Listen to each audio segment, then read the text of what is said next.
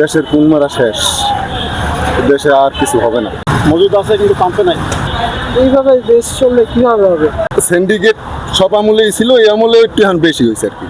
আপনারা জানেন তেল নিয়ে সংকট আরও ঘনীভূত হচ্ছে। তেল পাচ্ছে না মানুষ ঠিক মতো, এবং ঘন্টার পর ঘন্টা লাইনে দাঁড়িয়ে তাদেরকে তেল সংগ্রহ করতে হচ্ছে। পর্যাপ্ত তেল তারা পাচ্ছে না, এমনটা অভিযোগ জানাচ্ছে। দর্শক, আমরা এখন কথা বলবো এখানকার তেল গ্রাহকদের সাথে, তাদের বক্তব্য জানার চেষ্টা করব। দেশের কোন মারা শেষ, দেশে আর কিছু হবে না, বলার কিছুই নাই। রাত্র 3টায় আইছি, 2 ঘন্টায় তেলের পাম্পের কাছে, আর তেলের পাম্প দিয়া এই 300 গজ আইতে মনে করেন 5 ঘন্টা। কেন ভিআইপি লাইন? ভিআইপি লাইনটা কেন? কিসের ভিআইপি? মোটরসাইকেলের আবার ভিআইপি কিসের? ও তেল নেবে মনে করেন যে ভিআইপি, এক লাইনে তেল নেবে, ও যা আমিও তা। কোনো ভিআইপি নেই এই জায়গা। তেলের সমস্যায় দেশের স্বয়ং রাষ্ট্রপ্রধানও তেলের সমস্যায় ভুগতেছে, আমিও ভুগতে আছি। তার সাথে তো আমার তুলনা করলে হবে না। কিন্তু এই বাইকারদের ভিতরে ভিআইপিটা কারা? এরপরে তো টাকা খাইয়ে তো মনে করেন ঢুকাইতে আসে। স্টাফরা, পাম্পের স্টাফরা টাকা খাইয়ে ঢুকায়, পুলিশরা টাকা খাইয়ে ঢুকায়।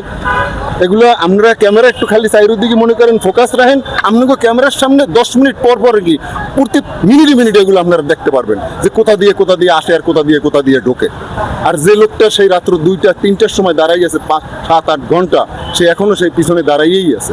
আচ্ছা, সরকার যে বলতেছে তেল পর্যাপ্ত পরিমাণে আছে, তেল আছে, এইটা নিয়ে আপনি কি বলতেন?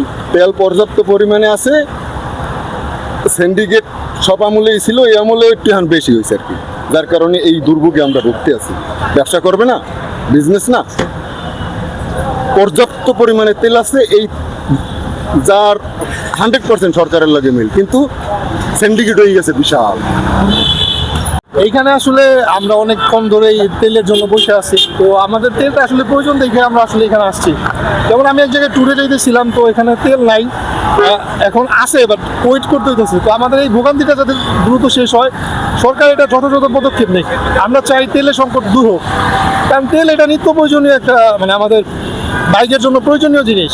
এটা যারা সিন্ডিকেট করতেছে তাদেরকে ধরুক, যারা খোলা বাজারে বিক্রি করতেছে, যারা বিভিন্নভাবে এই তেল নিয়ে মানে সংরক্ষণ করতেছে, ম্যাজিস্ট্রেট পাঠানো হোক, এভাবে তাদেরকে ধরা হোক, যাতে করে কেউ যাতে তেল নিয়ে খোলা বাজারে বিক্রি না করতে পারে। আমরা চাই এইটার যাতে দ্রুত সমাধানটা হয়ে যায়, আমরা যাতে এই সংকট থেকে বেরিয়ে আসতে পারি। আশা করছে পর্যাপ্ত পরিমাণে তেলের মজুদ আছে, এটা নিয়ে আপনি কি বলবেন? আসলে আমি যতটুকু বুঝি, সরকার যেটা বলতেছে তেলের মজুদ আছে, কিন্তু এখানে ডিস্ট্রিবিউশনটা হয়তো সমস্যা। আপনি যেভাবে এটা মানে আলাদাভাবে মানে ডিস্ট্রিবিউট করতেছেন, এই জিনিসটাকে আপনি সুন্দরভাবে তদারকি করেন। যেমন এখন ফুয়েল পাসের ব্যাপারটা আসছে, এই জিনিসগুলো খুব সুন্দর হইতেছে। সরকারকে আমি আসলে এখানে দোষারোপ করবো না, বা বিরোধী দল এই জিনিসগুলো, দুইটা বিষয় নিয়ে আসলে তাদেরকে সমন্বয় করে যে তেলটার সমাধান কীভাবে করা যায়, এটাই করা উচিত। আর ঘন্টাখানে লাগবে মনে হয়। মানে দুর্ভোগ কেমন আপনার পোহাচ্ছেন?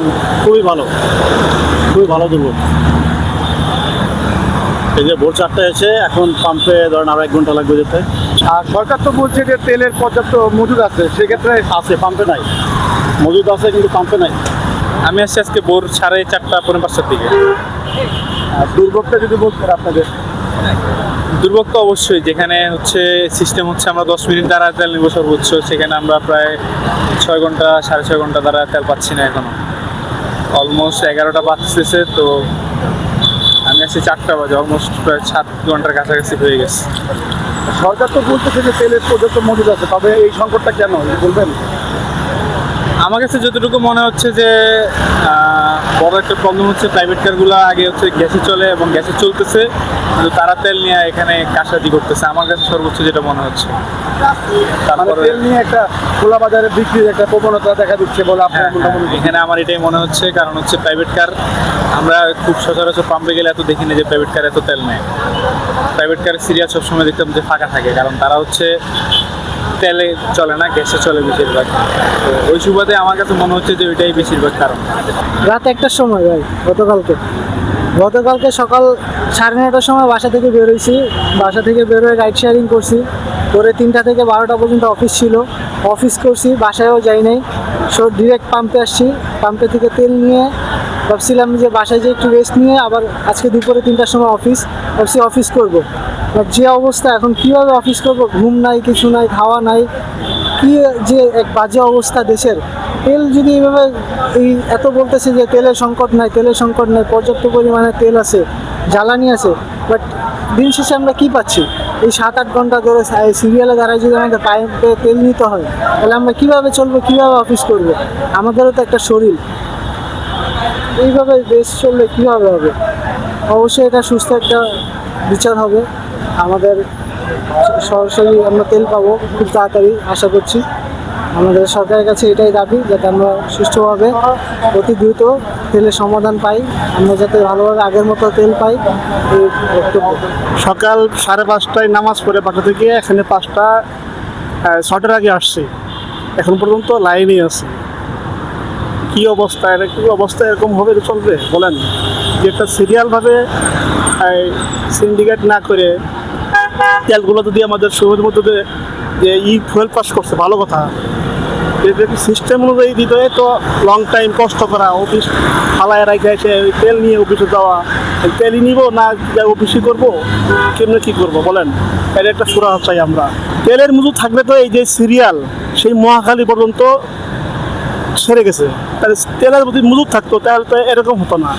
এরকম হয়তো মানি বিশ্বাস করি তেলের মজুদ আছে, কিন্তু তাহলে এখানে থার্ড পার্সন একজন পার্টি আছে, তাহলে এরকম করতেছে, তেল ঠিক মতো দিচ্ছে না আমাদের, তাহলে তো সিরিয়ালে তো কষ্টকে ভোগান্তি, 6 ঘন্টা 7 ঘন্টা 8 ঘন্টা, এটা কোনো মানে হলো? এটা আমি আরো আশা করি যেন এটা সলভ হয়। এটা অগ্রযাত্রা প্রতিদিন,